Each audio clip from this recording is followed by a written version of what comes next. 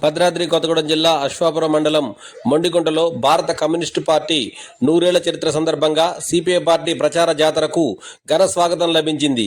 CPI జిల్లా కార్యదర్శి SK Shabbir Pasha మాట్లాడుతూ ప్రజలు మమేకమై పోరాటాల చరిత్రే సిపిఐకి బలమని, మతోన్మాద శక్తులకు వ్యతిరేకంగా ప్రజలు చైతన్యవంతులు కావాలని పిలుపునిచ్చారు.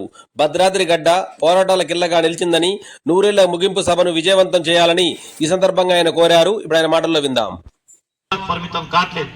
ఈ ఉత్సవాలు మళ్ళీ ప్రజల తరపున తిరిగి పోరాటం చేయడానికి, మెరుగైనటువంటి జీవితాన్ని ప్రజలకు అందించడానికి ఒక ప్రయత్నం మాత్రమే.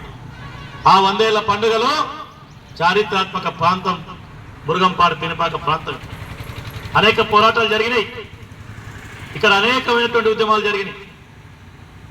మణుగూరు నుంచి, జానంపేట నుంచి వెలేర్పాడు దాకా కొన్ని వందల గ్రామాలు కమ్యూనిస్ట్ పార్టీ నాయకత్వం ఏర్పాటు చేయబడినాయి. వేల ఎకరాలని ప్రజలకు అందించిన చరిత్ర ఎవరికైనా ఉంటే అది సిపిఐ పార్టీకి తప్ప ఇంకో పార్టీ మేము జనానికి ఒక ఎకరం ఇచ్చిన వాళ్ళు చెప్పమని అడుగుతా ఉన్నాం. వీళ్ళందరూ మనతో లేకపోవచ్చు, కానీ నాడు వరి దొరకక, మొక్కజొన్న దొరకని ప్రజలకు చేదు గడ్డలని వాగులలో నానబెట్టి తిన్నటువంటి ప్రజలు ఇలా ఈ వేరకు అభివృద్ధి చెందారంటే ఎర్రజెండా సిపిఐ పార్టీ సాగించిన సంఘర్షణ, ప్రతిఘటన, పోరాటం తప్ప మరొకటి కాదు. ఈ నియోజకవర్గంలో